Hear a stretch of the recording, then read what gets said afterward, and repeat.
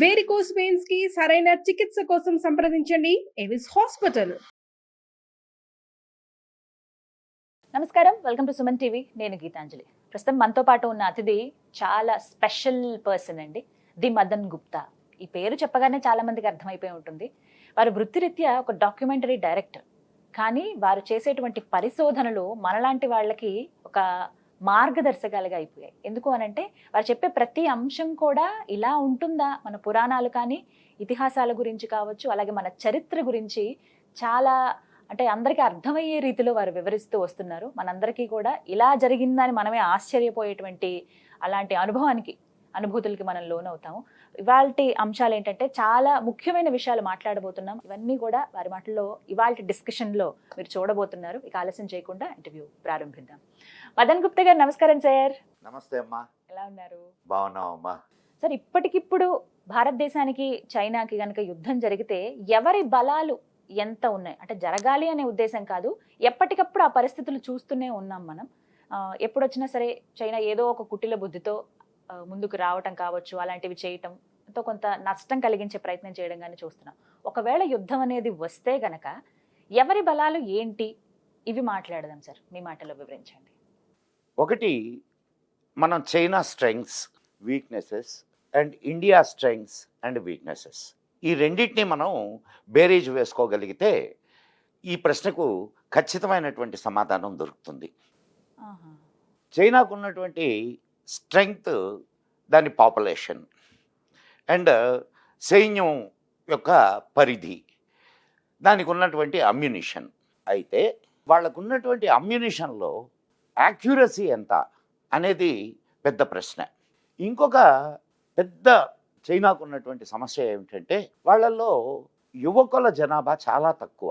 China policy ప్రకారం ఒక యువకుడు ఒక కనీసం 2 సంవత్సరాలు సైన్యంలో పని చేయాలి అనేది వాళ్ళకు ఒక రూల్. అది మొత్తం జనాభాలో ఒకరిని ఇద్దరిని కనేటటువంటి వాళ్ళే చైనాలో ఉండేది. మరి ఒకరిని ఇద్దరిని కనేటటువంటి వాళ్ళు సైన్యానికి పంపిస్తే తిరిగి వస్తారా రారా అనేది క్వశ్చన్ మార్కే ఎప్పుడు.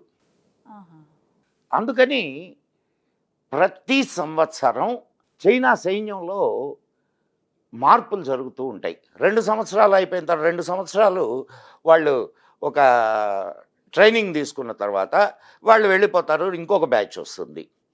సో ఇలా ట్రైనింగ్తోనే సరిపోతూ ఉంటుంది. దానికి తోడు 1962 యుద్ధాన్ని గమనిస్తే 1962 యుద్ధం మనం ఓడిపోవడానికి కారణం రాజకీయ కారణాలే. సైన్యానికి కావలసినటువంటి సదుపాయాలు ఇవ్వకపోవడం, అమ్యునిషన్ లేకపోవడం, చలిలో కనీసం బూట్లు కూడా లేని పరిస్థితుల్లో మన సైన్యం వాళ్ళతో యుద్ధం చేసింది, నిలువరించింది. చివరకు ఓడిపోవడానికి కారణం ఖచ్చితంగా రాజకీయ కారణం. సరే, ఆ తర్వాత మోడీ వచ్చిన తర్వాత మనం కానీ చూసుకుంటే గల్వాన్ కానివ్వండి, లేదా వాళ్ళతోటి జరిగినటువంటి యుద్ధం అని చెప్పడానికి లేదు, ఘర్షణల్లో మన వాళ్ళు తన్ని తరిమారు వాళ్ళని. అండ్ ఈ 2 సంవత్సరాల ట్రైనింగ్లో అంటే ప్రతి సంవత్సరం చైనా సైన్యంలో కొత్త వాళ్ళు చేరుతూ ఉంటారు.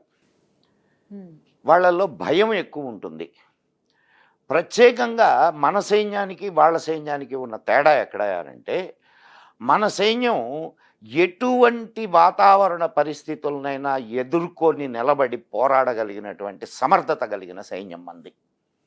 ఇక చైనా సైన్యాన్ని చూస్తే వాళ్ళు మంచు కొండల్లో ఉండడానికి వాళ్ళకి వార్మింగ్ టెంట్స్ అంటే మీన్ ఛాంబర్స్ ఏర్పాటు చేసి దాంట్లో వాళ్ళని ఉంచి తర్వాత మళ్ళా వాళ్ళని అంటే వాళ్ళు రెస్ట్ తీసుకునేదానికి వార్మింగ్ ఛాంబర్స్, ఇలా రెస్ట్ తీసుకునేదానికి వార్మింగ్ ఛాంబర్స్ ఏర్పాటు చేసుకొని, దీనివల్ల శరీరం కండిషనింగ్ కాదు. బయటకు వచ్చినటువంటి వాడు మన సైన్యాన్ని తట్టుకొని నిలబడగలిగినటువంటి పరిస్థితి లేదు. ఇక వాళ్ళ అమ్యునిషన్ సంగతి చూస్తే అమ్యునిషన్లో క్వాలిటీ చాలా చాలా తక్కువ.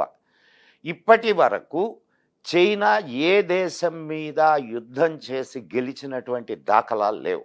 ఒక భారతదేశంలో 1962 సంగతి తీసట ప్రక్కన పెడితే అతి చిన్న దేశం అయినటువంటి బర్మా మీద అది యుద్ధానికి వెళ్ళినప్పుడు కూడా దాన్ని తరిమి కొట్టారు. సో కాబట్టి చైనాతో యుద్ధం అంటూ జరిగితే ఖచ్చితంగా భారతదేశం గెలుస్తుంది. ఈనాడు ఉన్నటువంటి పొజిషన్లో అమ్యునిషన్లో మనం స్వావలంబాన్ని సంపాదించుకోగలిగాం. అండ్ ఇంకొక ఇదేమిటంటే మనమే సొంతంగా అమ్యునిషన్ని తయారు చేసుకుంటున్నాం. భారత్ క్వాలిటీ విషయంలో ఎప్పుడూ కాంప్రమైజ్ కాదు. ఇవన్నిటినీ అండ్ భారత సైన్యం ప్రత్యేకంగా ఒక్క సైనికుడు 10 మంది చైనా సైనికులకు సమానం. కాబట్టి ఈనాటి వరకు ఇప్పుడున్న పరిస్థితుల్లో చైనాతో యుద్ధం వచ్చిన భారతదేశం ఖచ్చితంగా గెలిచి తీరుతుంది. ఈరోజు ఉన్నటువంటి సైన్యం యొక్క పటిష్టత, దానికి ఉన్నటువంటి అమ్యునిషన్స్ అండ్ రాజకీయంగా ఉన్నటువంటి అంటే గట్టి రాజకీయ సమర్థత, ఇవన్నీ కూడా మన భారత విజయానికి అనుకూలంగా ఉంటుంది. అందుకనే చైనా డైరెక్ట్గా మనతోటి యుద్ధానికి రాకుండా ఇటు పాకిస్తాన్ను, అటు బంగ్లాదేశ్ను, ఇటు శ్రీలంకను, ఇటు నేపాల్ను, మాల్దీవ్స్ను వీటిల్ని తన గుప్పెట్లోకి తెచ్చుకొని మనల్ని అష్టదిగ్బంధనం చేయాలనే ఆలోచనలో ఉన్నది. కానీ ప్రస్తుతం ఉన్నటువంటి రాజకీయ పరిస్థితులు దానికి విరుద్ధంగా నడుస్తున్నాయి. పాకిస్తాన్ అడుగు తినే పరిస్థితికి చేరుకుంది, ముక్కలయ్యేదానికి సిద్ధంగా ఉంది. ఇక బంగ్లాదేశ్ని చూస్తే బంగ్లాదేశ్ ఇవాళ రేపో అది కూడా ముక్కలు కావడానికి సిద్ధంగా ఉంది. శ్రీలంక పాఠాలు నేర్చుకొని ప్రస్తుతం మళ్ళా భారత్ వైపు చూస్తుంది. ఇక నేపాల్ పరిస్థితి అంటారా, నేపాల్ పరిస్థితి కూడా అదే. మాల్దీవ్స్కి మంచినీళ్లు దొరక్క ఈరోజు మళ్ళా భారతదేశాన్ని అభ్యర్థిస్తూ ఉన్నది. సో ఇన్ని పరిస్థితులు ఉన్నా గట్టి రాజకీయ నాయకత్వం, సమర్థవంతమైనటువంటి రాజకీయ నాయకత్వం, అఫ్కోర్స్ మొదటి నుంచి మనకు స్వాతంత్రం వచ్చిన నాటి నుండి మన సైన్యం అతి పటిష్టమైన సైన్యం, అనేక విషయాల్లో ఆ విషయాన్ని నిరూపించుకుంది. పాకిస్తాన్తో వచ్చినటువంటి యుద్ధాల్లో మనం అన్ని యుద్ధాల్లో విజయాన్ని సంపాదించుకున్నాం, కానీ ఫలితాన్ని సంపాదించుకోలేకపోయాం. ఫలితాన్ని సంపాదించుకోలేకపోవడానికి కారణం రాజకీయ ఆలోచనే. కాబట్టి మిత్రులారా, మనము ఎప్పుడూ ఆలోచించవలసిన పనే లేదు. ఖచ్చితంగా భారతదేశం చైనాతో యుద్ధం వస్తే ఖచ్చితంగా గెలిచి తీరుతుంది. మనకు చైనాకు ఎంత అమ్యునిషన్ ఉందో దానికి ధీటైన అమ్యునిషన్ ఈరోజు భారతదేశానికి కూడా ఉంది. అండ్ చైనాలో ఉండేటటువంటి ముఖ్యమైన పట్టణాలని భారతదేశంలో కూర్చొని టార్గెట్ చేయగలిగినటువంటి రాకెట్స్ మనకున్నాయి. కాబట్టి ఆ ఆలోచనే అవసరం లేదు. అంతేకాకుండా చైనా ఎప్పటికీ భారత్తో యుద్ధానికి దిగదు. ఈ విషయం బాగా గుర్తుపెట్టుకోండి. కారణం ఏమిటంటే ఆర్థిక పరంగా చూసినట్టయితే చైనాకు భారతదేశం పెద్ద మార్కెట్. ఇప్పటికే చైనా భారతదేశంతో గిల్లి కజ్జాలు పెట్టుకున్నందువల్ల చాలా చాలా చాలా నష్టపోతూ ఉంది. ఇంకా నష్టపోవడానికి చైనా సిద్ధంగా లేదు ప్రస్తుతం. అండ్ మొన్న వాళ్ళ ట్రూప్స్ని వెనక్కి తీసుకొని వెళ్ళడానికి కూడా అగ్రిమెంట్ మీద సంతకం చేసింది. కాబట్టి వీటన్నిటినీ ఆలోచిస్తే చైనా ప్రస్తుత ఆర్థిక పరిస్థితి చాలా అన్స్టేబుల్గా ఉన్నది. అక్కడ బ్యాంకింగ్ సిస్టమ్ కానివ్వండి, అక్కడ ఉన్నటువంటి రియల్ ఎస్టేట్ పరిస్థితి కానివ్వండి, ఇవన్నీ కూడా చాలా దారుణమైన పరిస్థితుల్లో ఉన్నాయి.